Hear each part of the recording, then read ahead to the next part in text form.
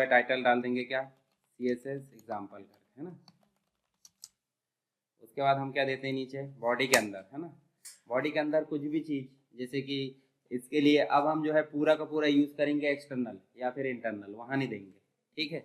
जैसे मान लो आप यहाँ क्या क्या दे सकते हैं, H1, ठीक है, H1 दे सकते हैं, यहाँ पे हमने दे दी क्या, हेडिंग 1। उसके बाद और क्या दे सकते हैं, H2, ठीक है, H2 दे दिए, यहाँ पे हमने दे दिए हेडिंग 2। और क्या दे सकते हैं, पैराग्राफ, पैराग्राफ में हम दे दिए पैरा फर्स्ट। और क्या दे सकते हैं बताओ मुझे, टेबल बना सकते हैं, चलो एक इमेज दे देते IMG। और क्या दे देते SRC। अब अपने को पता है क्या क्या इमेज लिए अपन ने, पता है ना, इमेज IMG1 था क्या, .png, है ना, मेरे पास की बात कर रहा हूँ मैं। उसके बाद इसको भी हमने क्या कर दिए 1। अब ये आ जाएगा, पर कितना बड़ा आएगा वो भी तो डिफाइन करोगे क्या। अच्छा, इसको हम यहाँ पे नहीं देंगे, हम CSS के माध्यम से देंगे, जबकि हम पूरा यही देते थे कचरा। यहाँ कचरा ना देखे, हम किसके माध्यम से डिफाइन करेंगे, CSS। और कौन कौन से टैग यूज किए बताओ जरा, एंकर टैग भी यूज किए, है ना, और लिस्ट टैग भी यूज किए। चलो एक एक करके इनको हम एग्जाम्पल के तौर पर करके देखते हैं। तो हम कहाँ जाते हैं, टाइटल के जस्ट नीचे क्या डिफाइन करते हैं इंटरनल के लिए, स्टाइल, यही करते हैं। और स्टाइल में हम जो है ऐसे नीचे करके क्या देंगे, सबसे पहला कौन सा टैग है बताओ, H1। H1 को हम कैसे डिफाइन करेंगे, ऐसे करेंगे। अब क्या क्या दे सकते बताओ जरा H1 को, कलर, कलर दे सकते, क्या दे सकते हैं, रेड दे दो। अच्छा, इसके बाद और क्या दे सकते हैं, कलर के बाद बैकग्राउंड कलर दे सकते हैं, ऐसे बैकग्राउंड कलर। दो शब्द जैसे ही आ जाए बीच में क्या लग जाता है, डैश। और उसके बाद हम बैकग्राउंड कलर क्या दे दो, जब डार्क रेड दी हैं तो कौन सा कलर अच्छा लगेगा पीछे, लाइट कलर, है ना। तो लाइट, चलो लाइट ब्लू दे दो, लाइट ग्रे दे दो, बहुत सारी चीज, लाइट ग्रीन दे देते हैं, ठीक है। चलो बैकग्राउंड कलर के बाद और क्या आता है, बॉर्डर, है ना। बॉर्डर हम दे सकते हैं 3 चीजें, कौन कौन सी, एक तो पिक्सल, दूसरा उसका कलर। ग्रीन हमने बैकग्राउंड दी है लाइट वाला, तो जो बॉर्डर है वो कौन सी अच्छी लगेगी, रेड ही कर दो, डार्क रेड टेक्स्ट भी आ जाएगा, डार्क रेड बॉर्डर भी आ जाएगी। कैसी आना चाहिए, डैश आना चाहिए, डॉट आना चाहिए, या फिर सॉलिड आना चाहिए, सॉलिड। तो आपने क्या देना पड़ता है, सॉलिड। और क्या दे सकते हैं, अलाइन, तो इसके लिए देते हैं टेक्स्ट अलाइन, है ना, क्या देंगे, टेक्स्ट अलाइन, क्या होना चाहिए, सेंटर। चलो इतना कर दिए। अब बताओ यहाँ पे ऑटोमेटिक अप्लाई हो जाएगी कि नहीं, हो जाएगी। तो हम रन करेंगे क्या, यहाँ जाएंगे हमारे फोल्डर में, और डेस्कटॉप पे हमारा फोल्डर है वेब पेज, क्या है नाम से बना है बताओ जरा, CSS एग्जाम्पल 3। ओपन कर दो, देखो जरा, इसको मिनिमाइज करते हैं, आगे कि नहीं हमने जो दिए थे, सब में हेडिंग दिए, किसी एक में दिए थे हमने, किसी एक में स्टाइल दिए ना, किसमें, H1 में। अगर हम H1 में स्टाइल नहीं देते, मान लो ये H1, देखो एक बात बताओ, यहाँ पे हमने H1 दिए हैं और इसको बिल्कुल नहीं बताया है कि हमने कुछ डिफाइन किए हैं ऊपर, बताना पड़ा क्या, उन्हें खुद ब खुद ले लिया। देखो मान लो तुम्हारे नाम से कोई हिस्सा रखा घर में, लिख कर रखे हैं, तो आप किसी से पूछोगे क्या, नहीं ना। और कुछ ऐसी चीज़ है 4 हिस्से बनाकर रख दे, और बाद में बोला जा रहा है कि हाँ ये तीसरा वाला हिस्सा इसका, चौथा वाला हिस्सा इसका, बताकर भी दे सकते हैं। ये बिना बताए भी, बिना बताए कब देंगे, जब लिख दिया गया है कि भाई ये वाला इसका, ये वाला इसका, तो हम उठा लेंगे कि नहीं। बिना बताए कब उठाएंगे, जब उसको बकायदा पता हो कि वो किसके लिए है, उसी के लिए। तो अब बताओ मुझे, यहाँ पे H1 हमने लिखे साफ साफ, तो H1 लिखे तो H1 को बताना पड़ेगा, नहीं ना।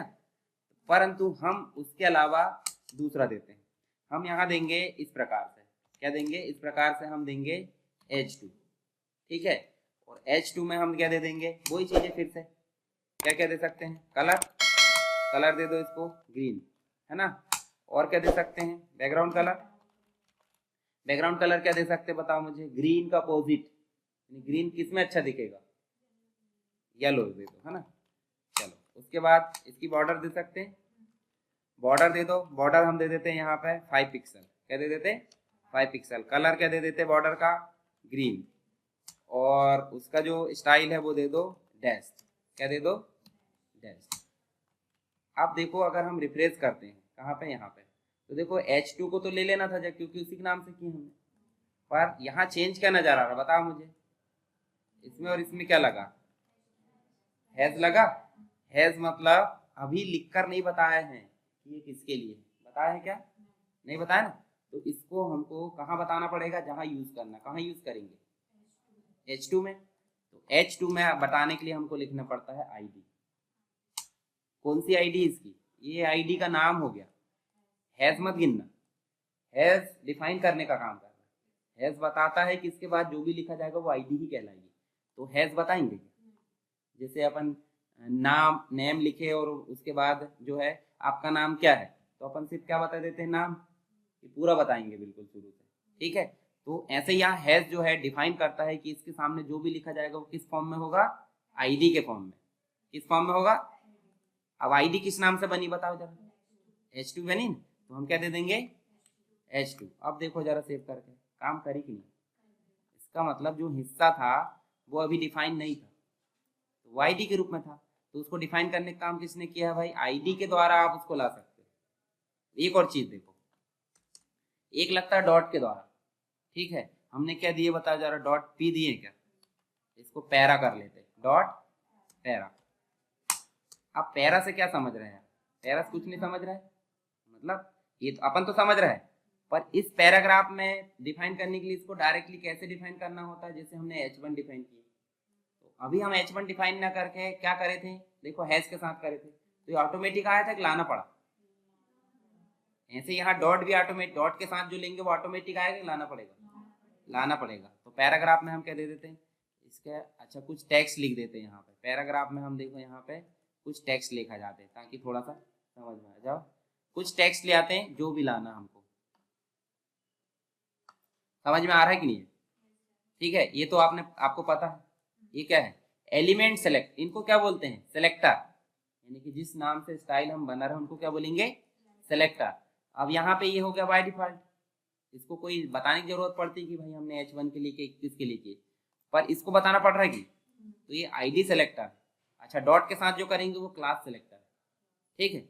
चलो यहाँ पे हम जो है क्या कर लेते हैं, इन्हीं को मैं एक प्रकार से कॉपी कर लेता हूँ और थोड़ा सा चेंजेस कर लेंगे। इसका कलर दूसरा कर लेते, कलर क्या लेंगे इसका, अपन ब्लू ले लें, ठीक है। अब ब्लू लेंगे, बैकग्राउंड कलर ब्लू लेना पड़ेगा, क्या लेंगे, अपोजिट। तो इसका बैकग्राउंड कलर क्या ले लेते हैं अपन, ब्लू का अपोजिट क्या लगेगा, अच्छा लाइट करके कोई ले लेते हैं ना, लाइट सियान करके ले लेते हैं, ठीक है।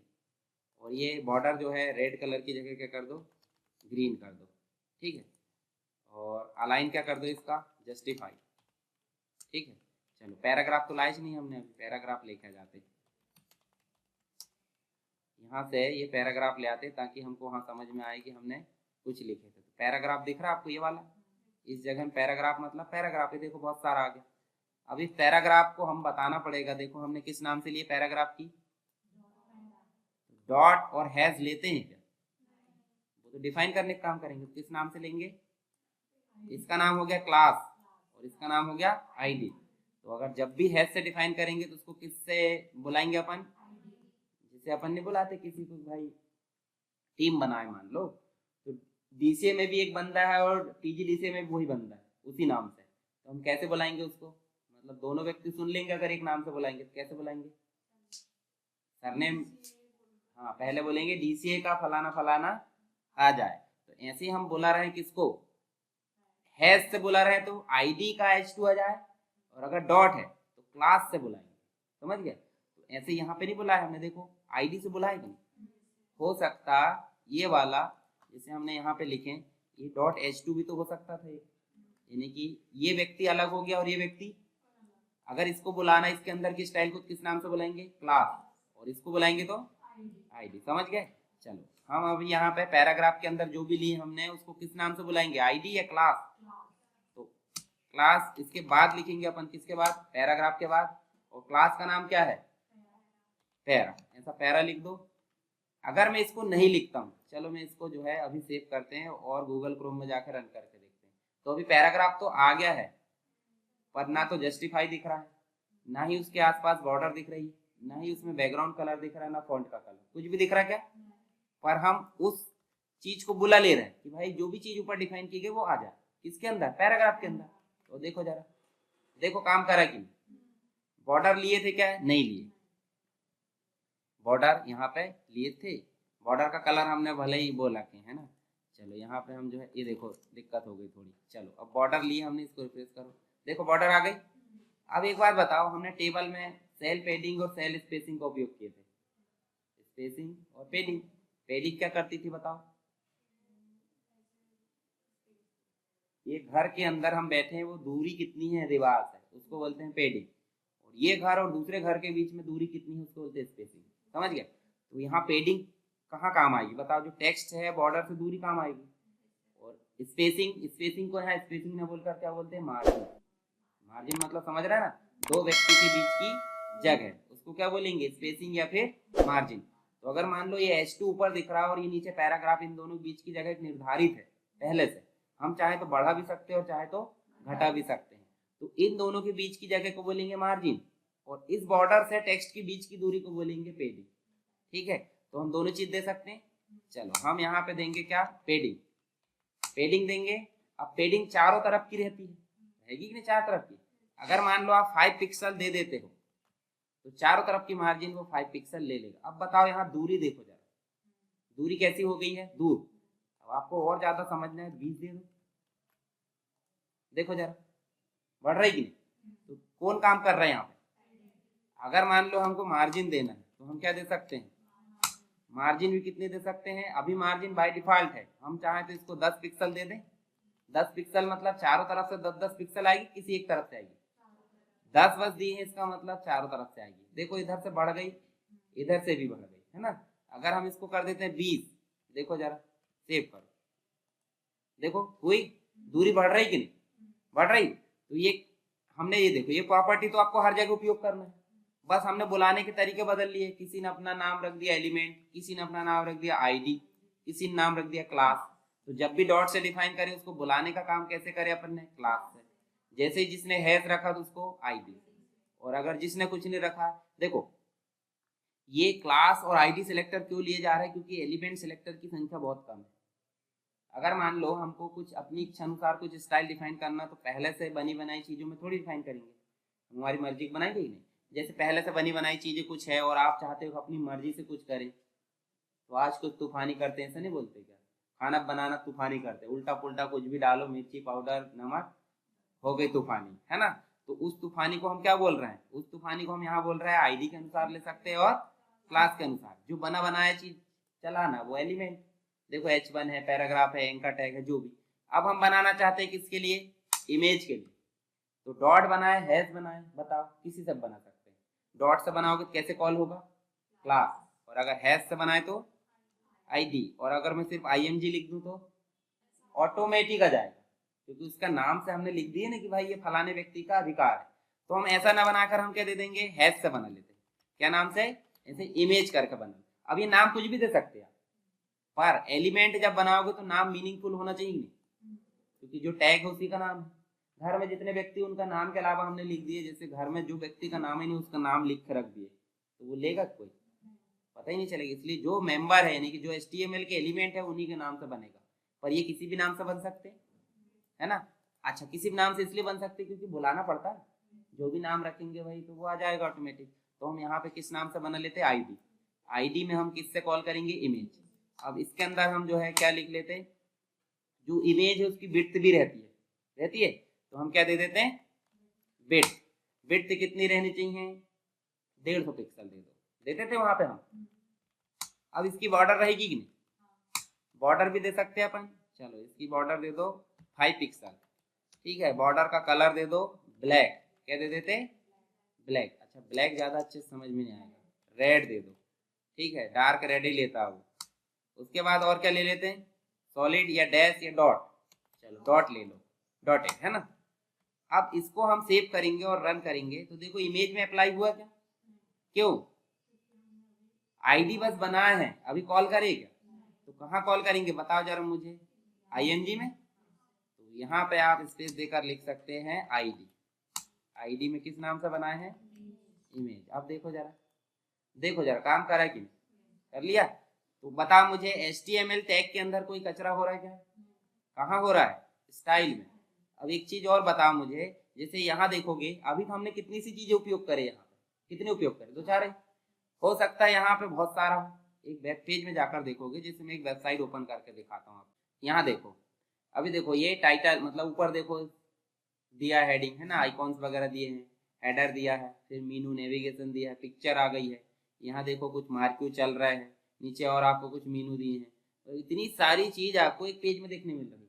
तो क्या इतने से पूरा हो जाएगा जो हमको दिख रहा है यहाँ पे, इतने से नहीं ना? तो क्या होना चाहिए बताओ जरा। जैसे यहाँ इतनी सी चीजों के लिए इतना सारा कचरा हो गया है, तो इसी समस्या से बचने के लिए जो जितना भी कोड लिखे हमने ये वाला, इसको लिख लेते हैं अलग फाइल में।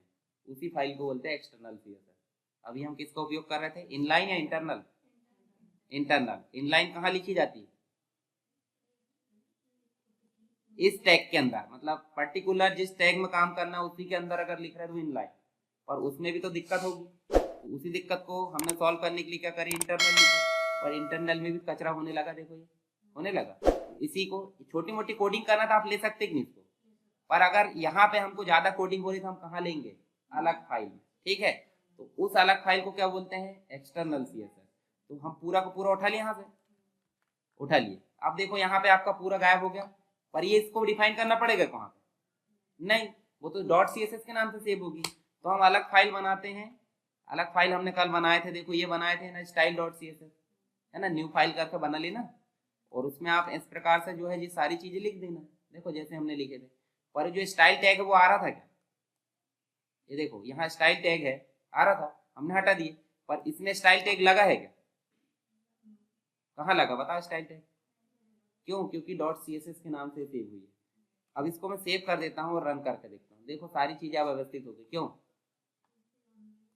बताओ, इस स्टाइल को इससे नहीं जोड़े, जोड़ेगा तो कहाँ रखी, वो उसी फोल्डर में रखी होगी। तो हम क्या करेंगे, लिंक टैग के माध्यम से उसको जोड़ लेंगे। क्या नाम से है, स्टाइल डॉट सीएसएस। ठीक है, तो यहाँ REL यानी रिलेशन किस टाइप का है, स्टाइल शीट। इसका टाइप क्या है, या तो टेक्स्ट है या तो CSS। और HREF मतलब लिंक करना है कौन सी फाइल, जिस फाइल में आपने कोड लिखा है। चलो इसको सेव करो और रिफ्रेश करो, देखो आगे वापस। अब यहाँ देखो आपको बहुत सारी चीजें दिख रही कि नहीं दिख रही, सिर्फ टैग ही बस दिख रहा है। तो टैग बस दिख रहा है, पर काम कौन कर रहा है, पूरी स्टाइल काम कर रहा है। कहाँ पे, एक्सटर्नल सीएसएस में। ठीक है, बहुत सारी चीज होती है इसमें, मार्जिन होती है, पेडिंग होती है। ठीक है, चीज हमने देखे, कलर है, बैकग्राउंड है, फॉन्ट कलर है, टेक्स्ट डेकोरेशन, बहुत सारी प्रॉपर्टी होती है। तो अपना 10-20 प्रॉपर्टी याद रख लेंगे, काम खत्म हमारा। ठीक है, तो अभी नियम पता चले कि नहीं कैसे यूज करना, चल गया। इस सारी चीज को पहले यूज करोगे कहाँ पे, इसमें, यानी हेडर के जस्ट ऊपर पूरे स्टाइल टैग में। और उसके बाद आप जो है यहाँ से उठाकर उसमें लेके जाना। ठीक, दोनों में एक सही है, बस यहाँ ध्यान रखना उस फाइल को आप यहाँ जोड़ोगे तभी काम करेगा। पता चल रहा है कोई दूसरे व्यक्ति ने काम कर लिया और आप बोल रहे हैं कि, मतलब सामने वाला आपसे पूछ रहा है, तो आप किसका लिंक दोगे, वो फलाने फलाने ने काम किया है। तो इसका काम किसने किया, स्टाइल डॉट CSS। तो हमने बताया कि नहीं बता रहे तो काम कर रहा है क्या, सामने वाला तो आपसे पूछेगा ना, देखो ये काम ही नहीं कर रहा, पर हमने बता दी है, देखो यहाँ पे हमने बता दी है, तो देखो ऑटोमेटिक काम आ गया। समझ गए, चलो इतने की प्रैक्टिस।